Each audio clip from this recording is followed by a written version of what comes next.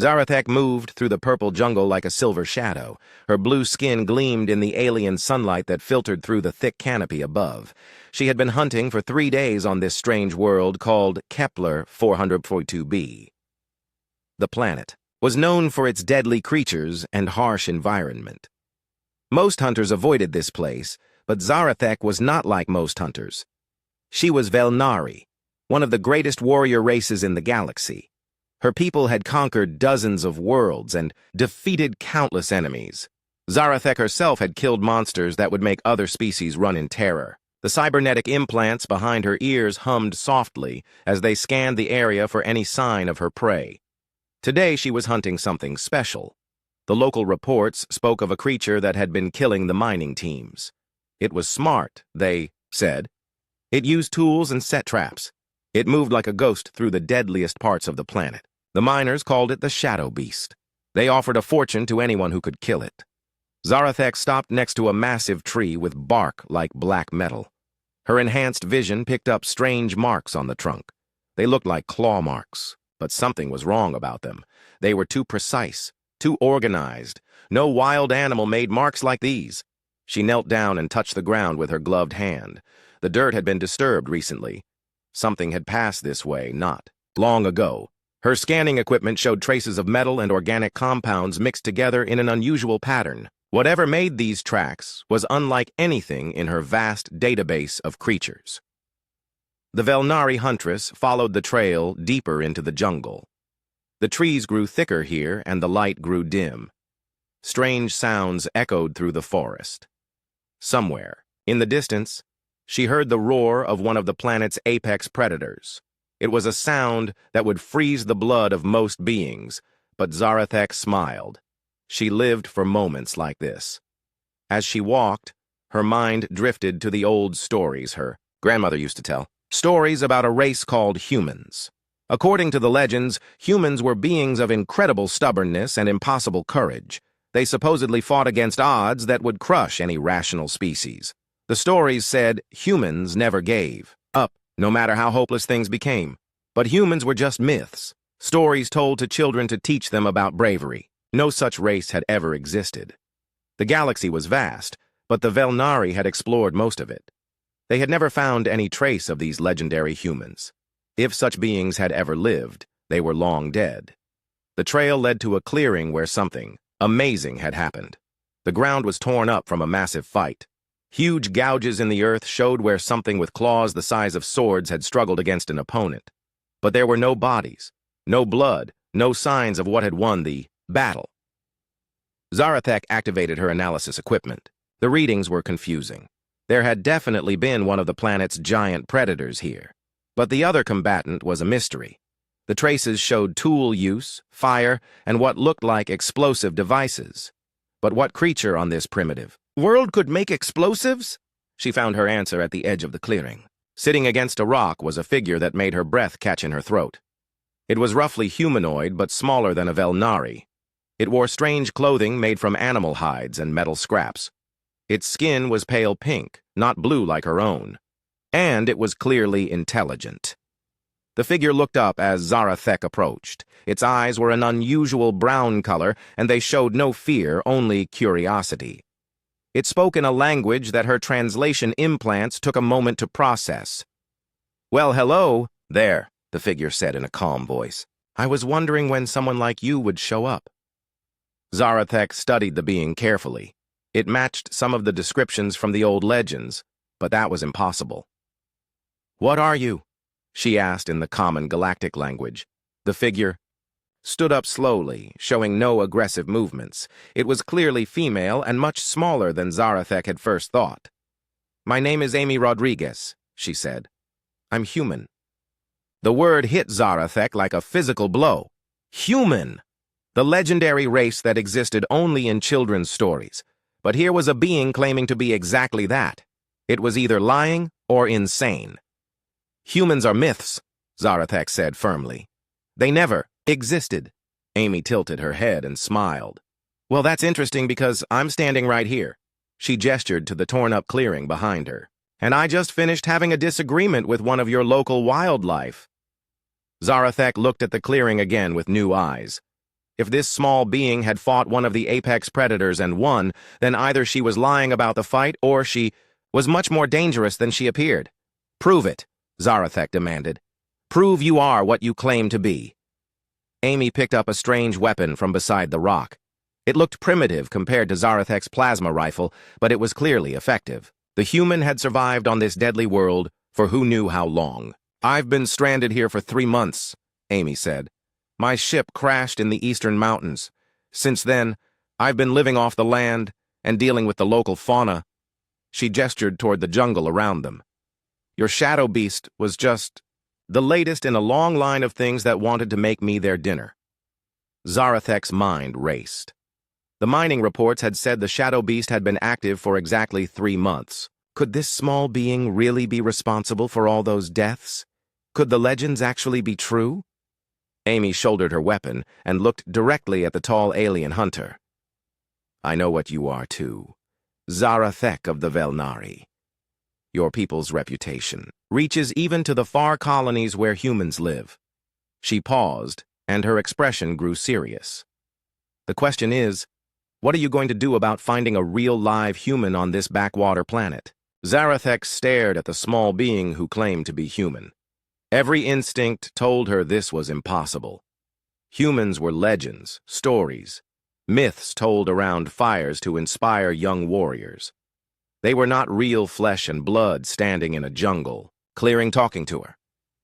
"You mock the sacred stories of my people," Zarathek said, her voice growing cold and dangerous. "No creature would dare pretend to be from the old legends unless they wished to die." Amy kept her hands visible and non-threatening, but her stance remained confident. "I'm not pretending anything. I'm exactly what I said I am.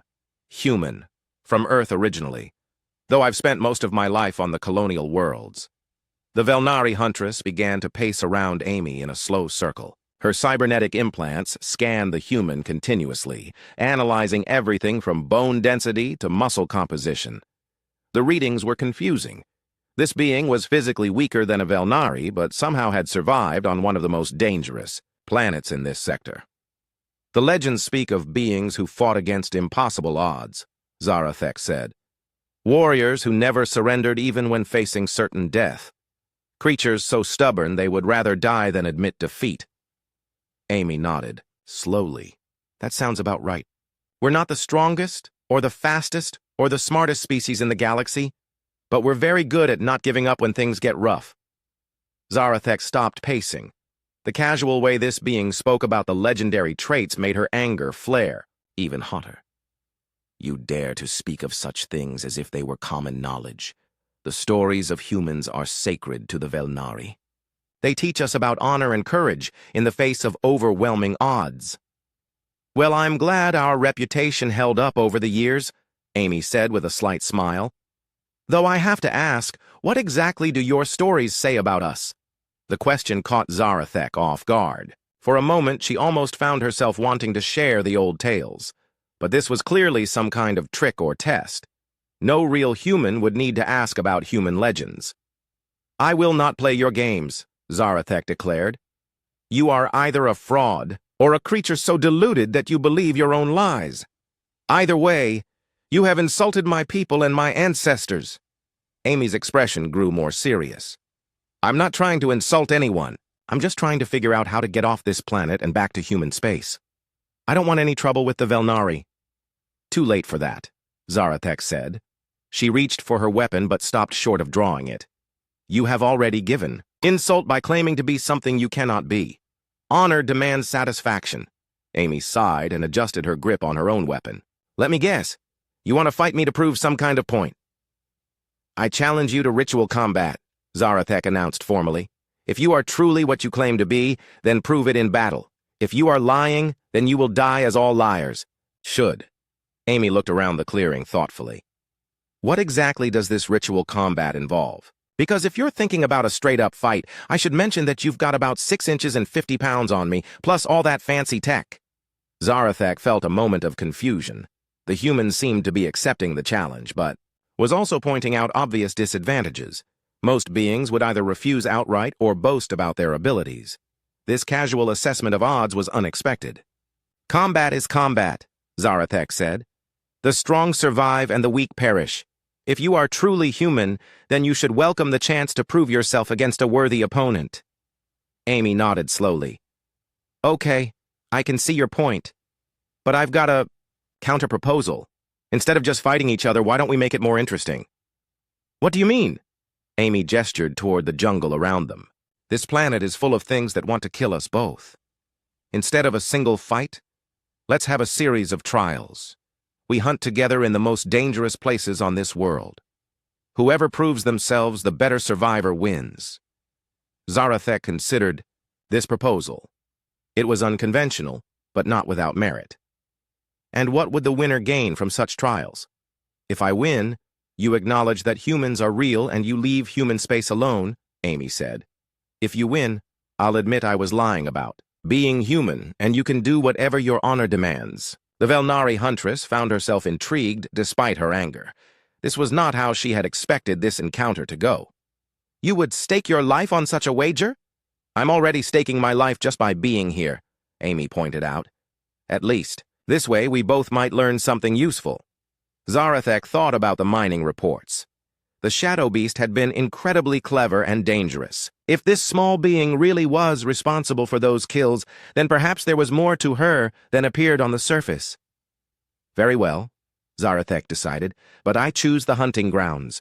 And when you fail, as you surely will, I will know. You for the fraud you are. Amy shouldered her pack and checked her equipment. Fair enough. Where do we start? The Crimson Wastes, Zarathek said immediately. 2 days' journey to the north. The land there is cursed with blood sand and firestorms. The sandworms that live beneath the surface can swallow a spacecraft whole. Amy nodded as if she were discussing the weather. Sounds like fun? Lead the way. As they prepared to leave the clearing, Zarathek found herself studying her companion more carefully. The human moved with economy and purpose, wasting no motion. Her equipment was primitive but well-maintained. Everything about her suggested competence and experience. But that was impossible. If humans really existed, the Velnari would have encountered them by now. The galaxy was vast, but not infinite. 2 advanced species could not have avoided each other for so long unless one of them was deliberately staying hidden. Tell me, false human, Zarathek said as they began walking. If your people truly exist, where have they been all this time? Why have the Velnari never encountered them? Amy was quiet for several steps before answering.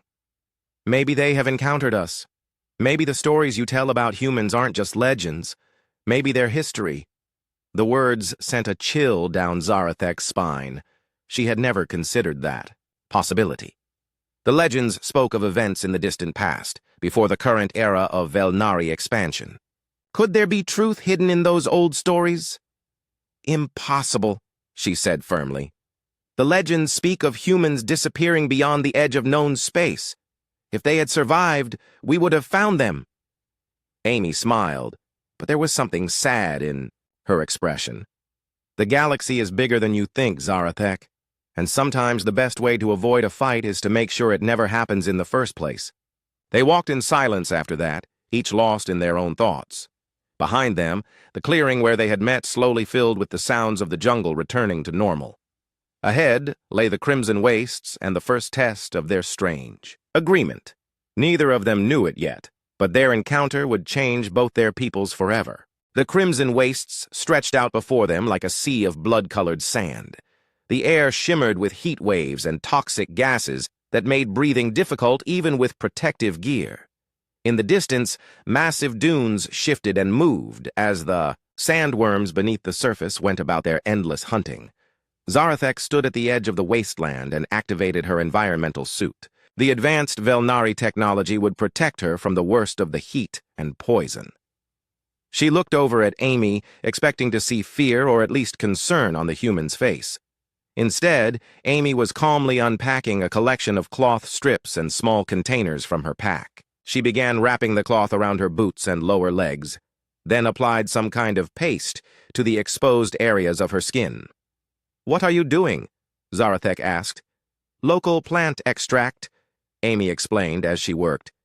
"Keeps the sand from getting through cloth and helps with the heat." The boot's covers will muffle my footsteps so the worms won't detect vibrations as easily. Zarathek watched in fascination as Amy transformed her basic equipment into something more suitable for the environment. It was primitive compared to Velnari technology, but showed a deep understanding of the local conditions. "How do you know so much about this place?" Zarathek demanded. Amy finished her preparations and shouldered her pack. "I've been here before. Had to cross the edge of the wastes about 6 weeks ago when I was running from a pack of those crystal-hide predators. Learned a few things about surviving in this kind of environment." They began walking across the red sand. Zarathek's suit regulated her temperature perfectly, and her boots were designed to distribute weight evenly to avoid triggering the sandworms. Amy walked beside her with an odd rolling gait that seemed clumsy at first, but proved to be remarkably effective at moving across the shifting surface. "Your movement pattern," Zarathek observed. "It is inefficient." Amy smiled. "Actually, it's very efficient for this terrain. I'm copying the way the native lizards move across the sand. They've been evolving here for millions of years, so they probably know what they're doing." The first test came sooner than expected. A section of sand ahead of them began to ripple and bulge upward. Something massive was rising from beneath the surface. Zarathek immediately activated her plasma rifle and prepared to blast whatever emerged. "Wait," Amy said quietly. "Don't shoot yet." "Are you insane? That is clearly a sandworm preparing to attack." Amy was watching the movement pattern carefully. "Maybe, but look at the ripples. See how they're spreading out from the center? That's not attack behavior. That's feeding behavior." Zarathek looked more closely and realized Amy was right. The sandworm was coming up to feed on something, not to hunt them. A moment later, the creature's head emerged, revealing a mouth full of crystal teeth. But instead of attacking, it began consuming some kind of mineral deposit that was invisible to Zarathek's sensors. "How did you know?" Zarathek asked. Amy pointed to several small objects scattered across the sand nearby. "Molt shells from the crystal beetles. The worms eat the shells after the beetles shed them. I saw the shells, so I knew there was probably a feeding site here." They walked around the feeding worm in a wide circle. Zarathek found herself paying more attention to Amy's observations. The human was noticing things that her advanced sensors were missing, not because the technology was inadequate, but because Amy was looking at the environment differently. As they traveled deeper into the wastes, the heat grew more intense. Zarathek's suit handled it easily, but she noticed that Amy was starting to show signs of stress. The human's skin was flushed and she was breathing more heavily. "Your primitive protection is failing," Zarathek observed. "You should admit defeat before the environment kills you." Amy wiped sweat from her forehead and kept walking. "I'm fine. Just need to adjust my pace a bit." But Zarathek could see that Amy was struggling. The Velnari began to feel a strange sensation that took her a moment to identify. It was disappointment. She had been hoping this false human would provide a real challenge, not simply collapse from heat exhaustion. Then the firestorm hit. The wind came first, carrying with it sand that glowed like tiny embers. The temperature spiked beyond anything Zarathek had experienced on this planet. Even her advanced suit began showing warning indicators as the environmental system struggled to cope. "We need shelter," Zarathek shouted over the howling wind. Amy was already moving, not away from the storm, but toward a rocky outcropping that Zarathek had not even noticed.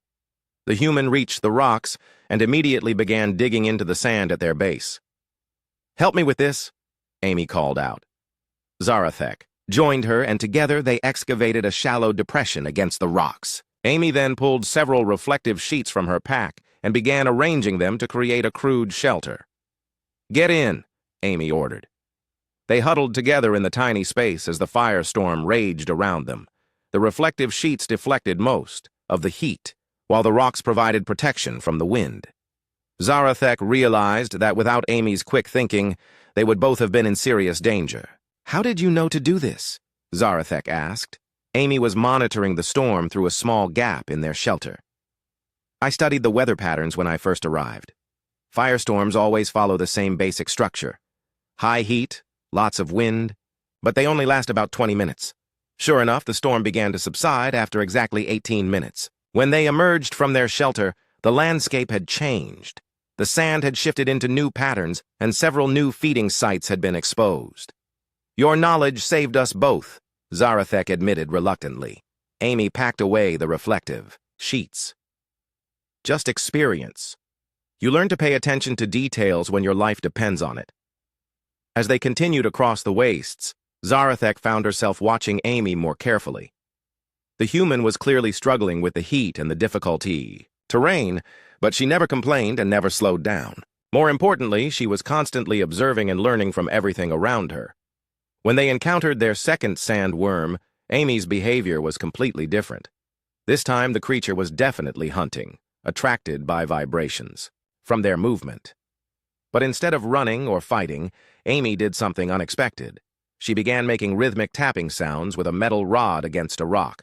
The tapping created a specific pattern that seemed to confuse the sandworm. The creature circled uncertainly for several minutes before finally moving away. "Mating call," Amy explained when Zarathek stared at her in amazement. "Males make that sound during breeding season. It confuses the hunting instincts of the females." "You learned the mating call of sandworms?" Amy shrugged. "I've had a lot of time to study the local wildlife. When you're trying to survive, you learn to use every advantage you can find." As the day wore on, Zarathek began to realize something disturbing.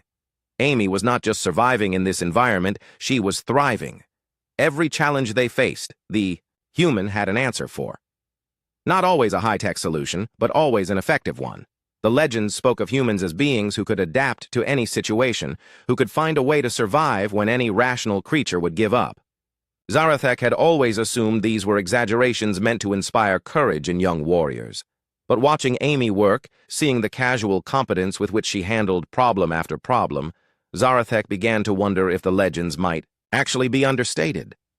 When they finally reached the far edge of the Crimson Wastes, as the sun was setting, both of them were exhausted, but alive. They had crossed one of the most dangerous regions on the planet without losing a single piece of equipment or suffering any serious injuries. "The first trial is complete," Zarathek announced formally. Amy nodded and began setting up camp for the night. "What's next?" Zarathek watched the human work with growing uncertainty. "Tomorrow we enter the Void Forest. It is a place where gravity shifts without warning, and the trees themselves hunt anything that moves." Amy paused in her work to look at the Velnari Huntress. "Sounds challenging." "I'm looking forward to it."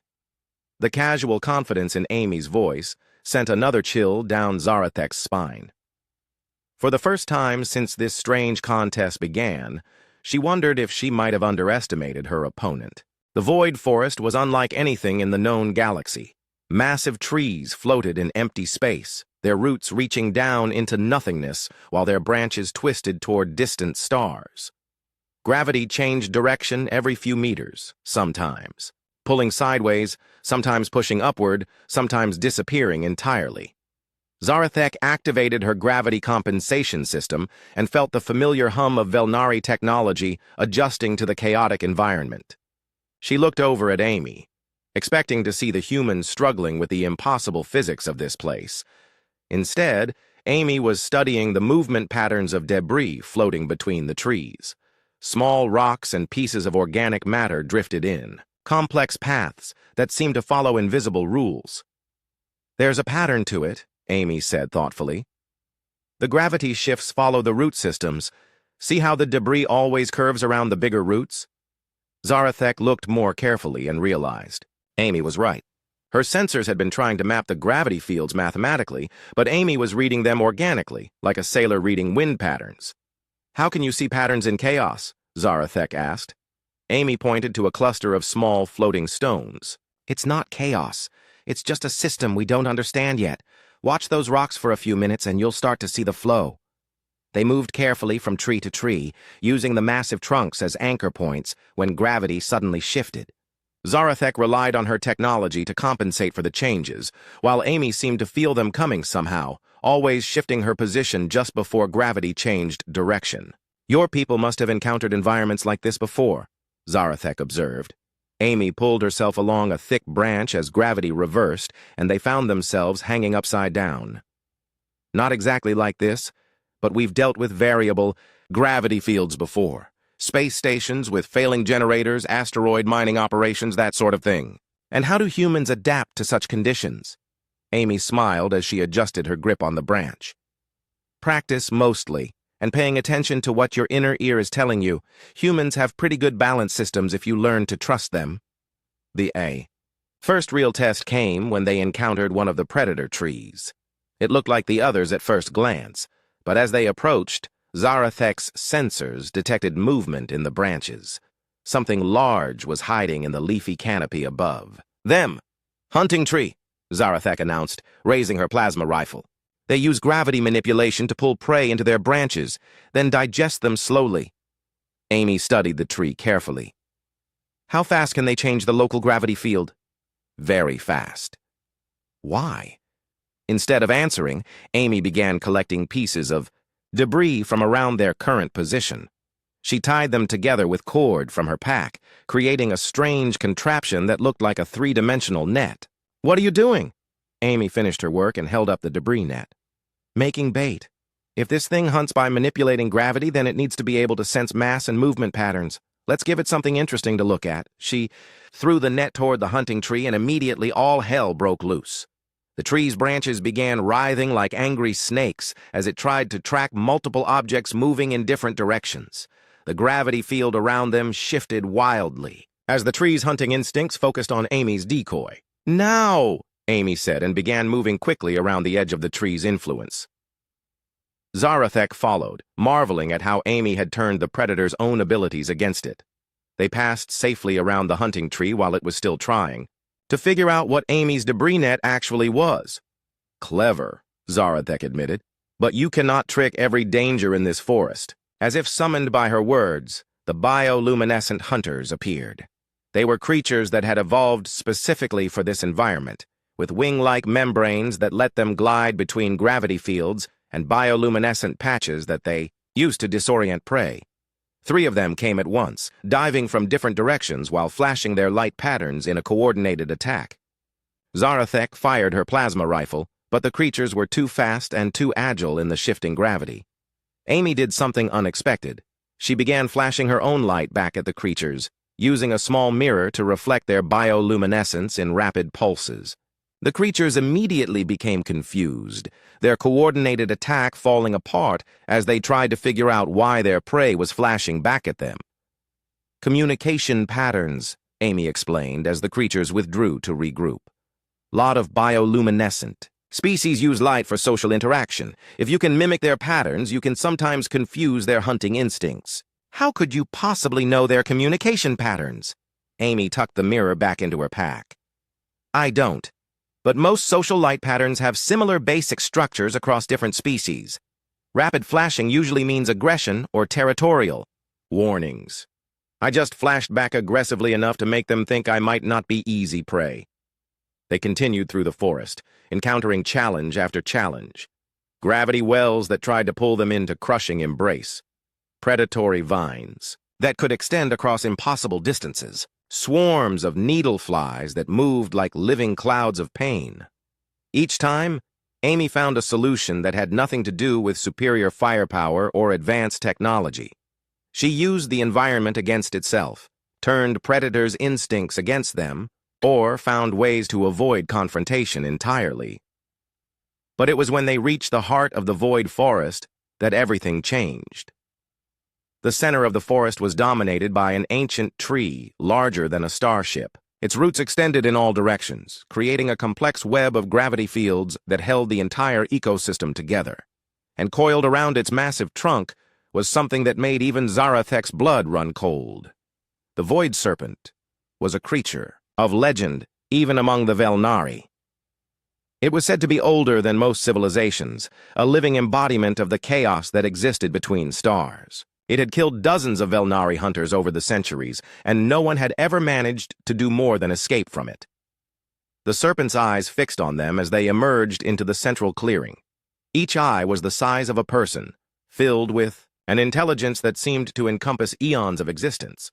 When it moved, reality itself seemed to bend around its massive form. We should retreat, Zarathek said, feeling genuine fear for the first time in years.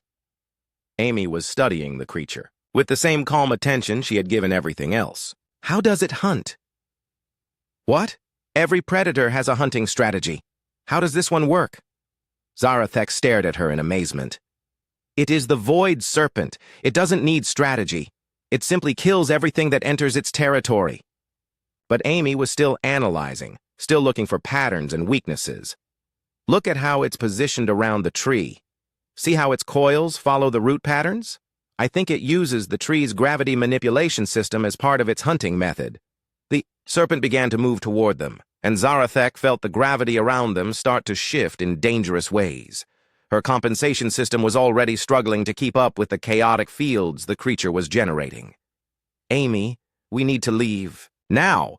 But Amy was doing something that seemed completely insane. She was unpacking her remaining explosive materials and arranging them in a specific pattern around the base of the great tree. What are you doing? The tree is the key, Amy said, working frantically. The serpent has been using this tree's root system for so long that it's become dependent on it. If we can disrupt the connection temporarily, the creature will be disoriented. You want to attack the tree? That's madness. The explosion will bring the entire forest down on us. Amy finished placing her charges and looked up at the approaching serpent. Not attack it, just tickle it a little. She triggered the explosives. The charges were small and precisely placed, designed not to destroy the tree, but to interrupt the flow of energy through its root system. For just a moment, the complex gravity fields that held the void forest together flickered and went quiet. The void serpent, suddenly cut off from the power source it had relied on for countless years, reared back in confusion and pain. In that moment of disorientation, Amy grabbed Zarathek, and they both leaped toward one of the outer trees, using the brief gravity silence to escape the creature's immediate reach. When the tree's systems came back online a few seconds later, they were already beyond the serpent's territory. The ancient creature coiled back around its tree, apparently deciding that prey, which could manipulate its own hunting grounds, was not worth pursuing. Zarathek looked at Amy with something approaching awe. You attacked the void serpent and lived. Amy was breathing heavily from their escape. I didn't attack it. I just made it uncomfortable enough to leave us alone. No Velnari has ever survived a direct encounter with that creature. Amy met Zarathek's eyes steadily. Maybe no Velnari ever tried talking to it instead of fighting it. As they made their way out of the void forest, Zarathek found herself thinking about the old legends in a completely new way. The stories spoke of humans who could find solutions where none existed, who could survive impossible situations through wit and determination, rather than strength. She was beginning to understand that the legends had not been exaggerated at all. The bone peaks rose before them like the skeleton of some impossible giant. Ancient war machines from a forgotten civilization still patrolled the valleys between the peaks, their weapon systems active even after thousands of years. Most species avoided this region entirely, considering it too dangerous to explore. Zarathek stood at the edge of the ancient battlefield and felt the weight of history pressing down on her. This was where her people's greatest legends had been born. This was where the first Velnari hunters had proven themselves against impossible odds. The final trial, she announced formally. We must cross the bone peaks and reach the ancient citadel on the far side. The war machines will hunt us every step of the way. Amy studied the valley below them, where massive mechanical guardians moved in endless patrol patterns. Some were as large as buildings, bristling with weapons that could level mountains.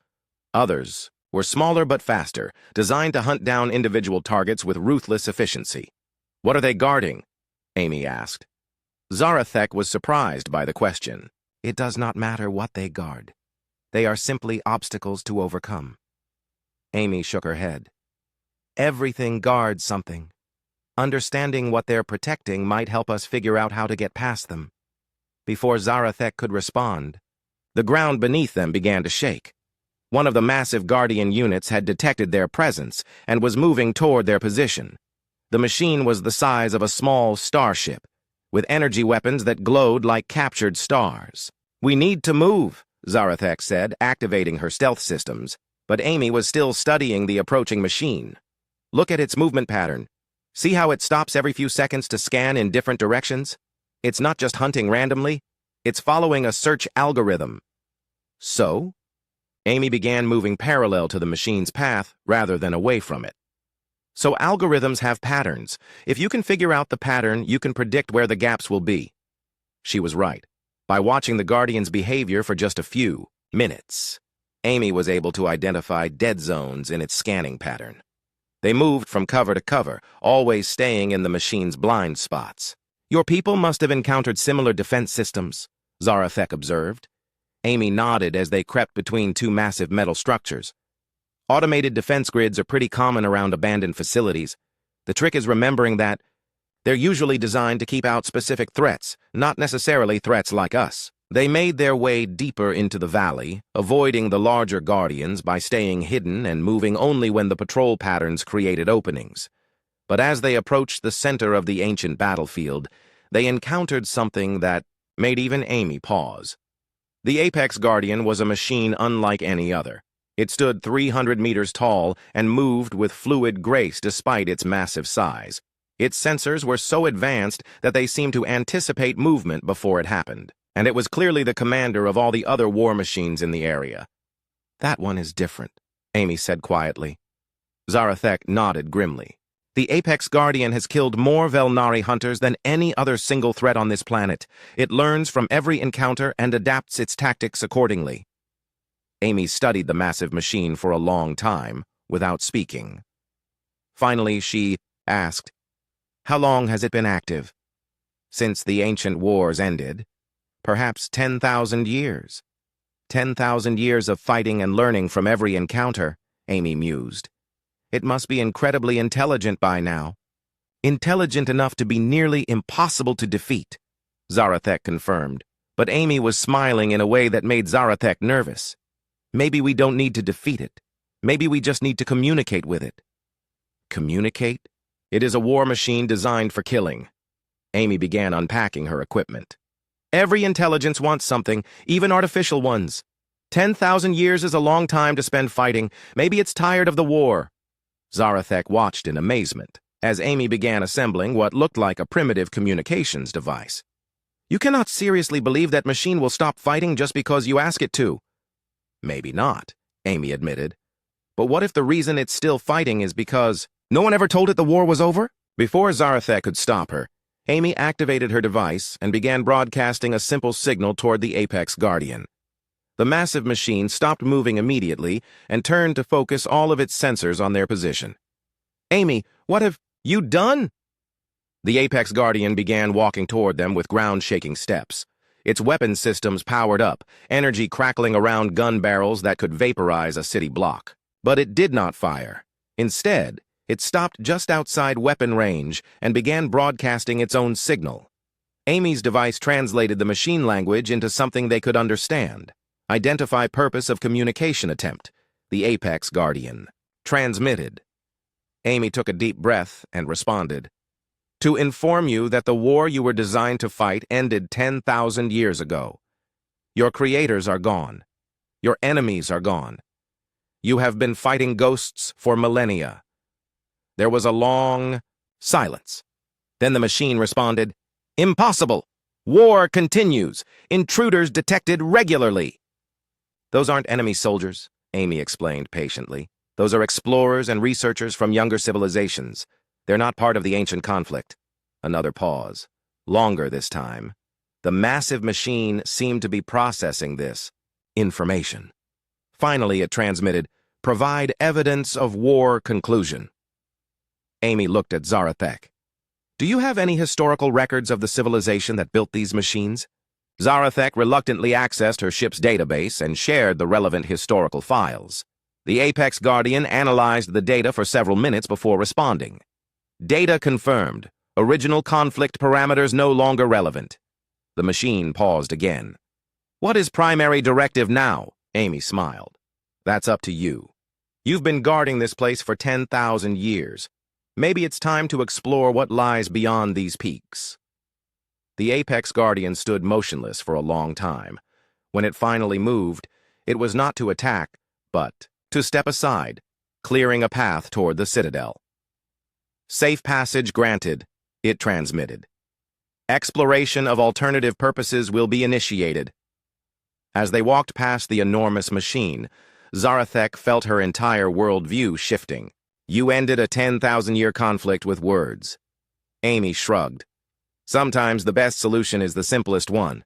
That machine was programmed to fight, but it was also programmed to think. Once it had better information, it made a logical decision. They reached the ancient citadel as the sun was setting. The trials were complete, and both of them were exhausted but alive. They had crossed some of the most dangerous terrain on the planet and survived challenges that would have killed most experienced. Hunter's Zarathek sat down heavily on the steps of the citadel and looked at Amy with new eyes. I owe you an apology. For what?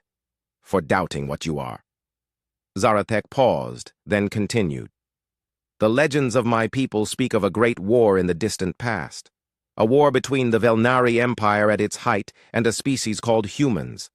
The stories say that despite being outnumbered and outgunned, the humans fought us to a standstill. Amy listened quietly. The war ended not with victory or defeat, but with a treaty. The humans agreed to leave known space and venture beyond the galactic rim, exploring the void between galaxies. The Velnari thought they had died out there in the darkness. But we didn't die, Amy said softly. We found new worlds, new civilizations, new challenges. We built a society based on exploration and cooperation instead of conquest. Zarathek nodded. The legends say that humans possessed something that no other species had. An absolute refusal to surrender, even when facing impossible odds. The ability to find hope where none existed and to create solutions where none seemed possible. Amy smiled. We call it being stubborn. I call it magnificent. Zarathek stood up and formally bowed to Amy. You have proven yourself in combat and shown wisdom in victory. I acknowledge that you are what you claim to be, and I declare this. Contest ended with honor satisfied. Amy returned the bow. Thank you, but I have a proposal for you. What kind of proposal? Amy gestured toward the vast expanse of space visible beyond the peaks. Your people are great hunters and warriors. My people are great explorers and problem solvers. There's a whole galaxy out there full of mysteries that neither of our species could solve alone. Zarathek considered this. You suggest an alliance? I suggest a partnership. You could come with me when I leave this planet. We could explore the regions beyond both our territories together. Human curiosity and Velnari skill could unlock secrets that have been hidden for millions of years. Zarathek looked out at the stars and felt a stirring of something she had not experienced in years. Wonder, the thrill of the unknown, the excitement of a hunt that could last a lifetime. Yes, she said finally. I will join you in this exploration. Amy smiled and extended her hand in the human gesture of friendship. Zarathek took it, sealing an agreement that would change both their peoples forever. As they prepared to leave the ancient citadel, Zarathek sent a message to her homeworld. The message was simple, but revolutionary. Humans are not myths. They are legends walking among the stars, and perhaps the galaxy is large enough for more than one apex species.